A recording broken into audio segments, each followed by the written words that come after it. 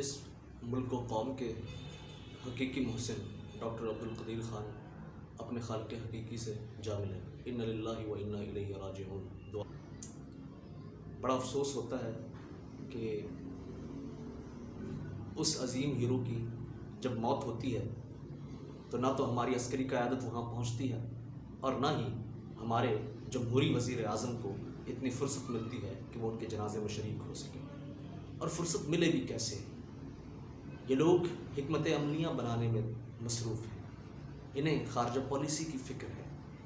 عمران خان نے جمہوریت کے نام پر جو تماشا رچا رکھا ہے یہ محض ایک مداری کے علاوہ اور کچھ نظر نہیں آتے۔ انہوں نے جگہ جگہ پر اپنے مختلف جانور باندھ رکھے ہیں۔ کسی کھنٹے سے فواد چودھری نامی سانڈ بندھا ہوا ہے، کسی کھنٹے سے مراد سعید نامی جاہل بندھا ہوا ہے، کسی کھنٹے سے علی امین گنڈا پوری جیسا ریچھ بندھا ہوا ہے کہ یہ ڈگڈگی بجاتے ہیں اور یہ ریچھ بندر اور سارے کتے بلے ناچنے لگ جاتے ہیں۔ امریکہ سے نہ ڈرنے والوں نے اسی پاکستان کا ستیہ ناش کر دیا ہے۔ اگر میں سوال کرتا ہوں کہ اگر انہیں امریکہ کا ڈر نہیں تھا، انہیں مغربی ممالک کا خوف نہیں تھا، تو یہ ڈاکٹر عبدالقدیر خان کے جنازے میں کیوں نہیں گئے؟ باجوہ صاحب، آپ تو سپہ سالار ہیں اس فوج کے جو دنیا کی نمبر 1 ہے، تو نمبر 1 فوج کا یہ حال ہوتا ہے کہ جو اس نمبر 1 فوج کو اپنی زندگی دے دیتا ہے، اپنی ساری زندگی وقف کر دیتا ہے اسے ایٹمی قوت دینے کے لیے، تو اس کے ساتھ آپ یہ سلوک کرتے ہیں۔ یقین مانیں آپ سے بڑا اور عمران خان صاحب سے رحمۃ اللہ وبرکاتہ، امید ہے مزاج بخیر ہوں گے، اس ملک و قوم کے حقیقی محسن ڈاکٹر عبدالقدیر خان اپنے خالق حقیقی سے جا ملے۔ انا للہ و انا الیہ راجعون۔ دعا ہے کہ اللہ رب العزت ان کی اگلی منزلوں کو آسان کرے اور ان کے درجات کو بلند کرے۔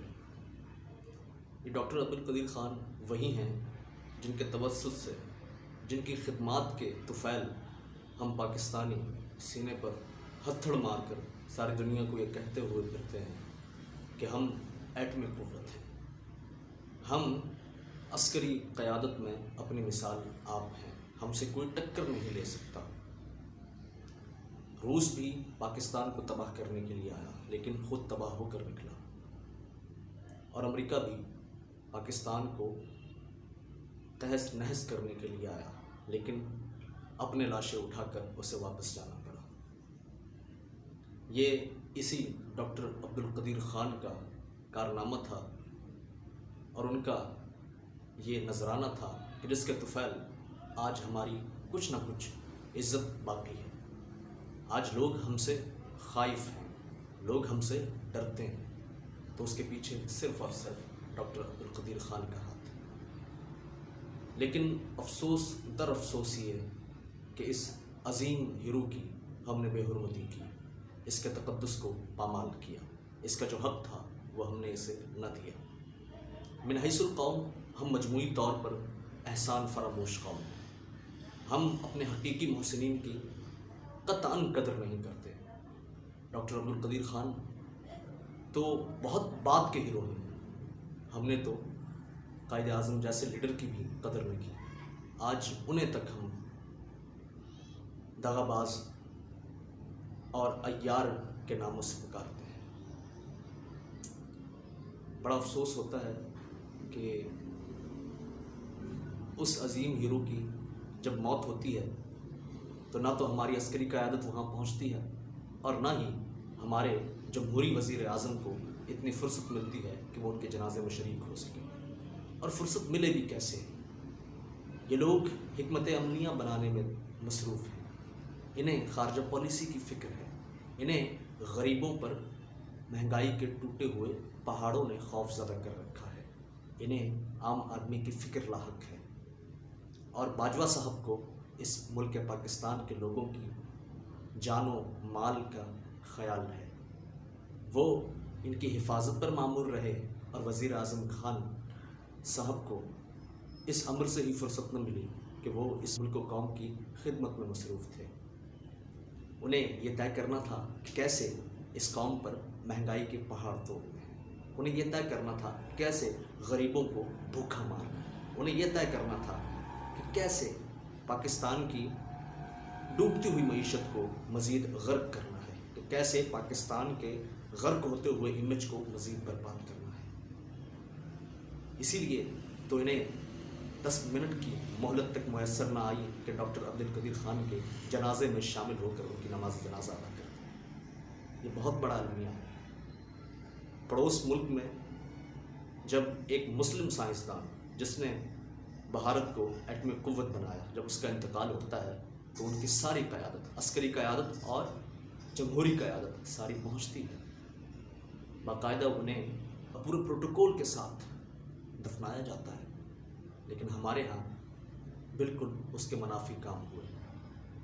عمران خان نے جمہوریت کے نام پر جو تماشا رچا رکھا ہے، یہ محض ایک مداری کے علاوہ اور کچھ نظر نہیں آتے۔ انہوں نے جگہ جگہ پر اپنے مختلف جانور باندھ رکھے ہیں۔ کسی کھنٹے سے فواد چودھری نامی سانڈ بندھا ہوا ہے، کسی کھنٹے سے مراد سعید نامی جاہل بندھا ہوا ہے، کسی کھنٹے سے علی امین گنڈا پوری جیسا ریچھ بندھا ہوا ہے کہ یہ ڈگڈگی بچاتے ہیں اور یہ ریچھ بندر اور سارے کتے بلے ناچنے لگ جاتے ہیں۔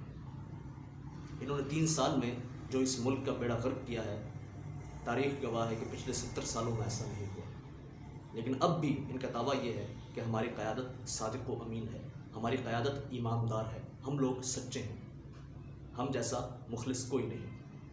اور ان مخلصوں نے، ان امریکہ سے نہ ڈرنے والوں نے اسی پاکستان کا ستیہ ناش کر دیا ہے۔ اگر میں سوال کرتا ہوں کہ اگر انہیں امریکہ کا ڈر نہیں تھا، انہیں مغربی ممالک کا خوف نہیں تھا، تو کہ ڈاکٹر عبدالقدیر خان کے جنازے میں کیوں نہیں گئے؟ باجوہ صاحب، آپ تو سپہ سالار ہیں اس فوج کے جو دنیا کی نمبر 1 ہے، تو نمبر 1 فوج کا یہ حال ہوتا ہے کہ جو اس نمبر 1 فوج کو اپنی زندگی دے دیتا ہے، اپنی ساری زندگی وقف کر دیتا ہے اسے ایٹمی قوت دینے کے لیے، تو اس کے ساتھ آپ یہ سلوک کرتے ہیں۔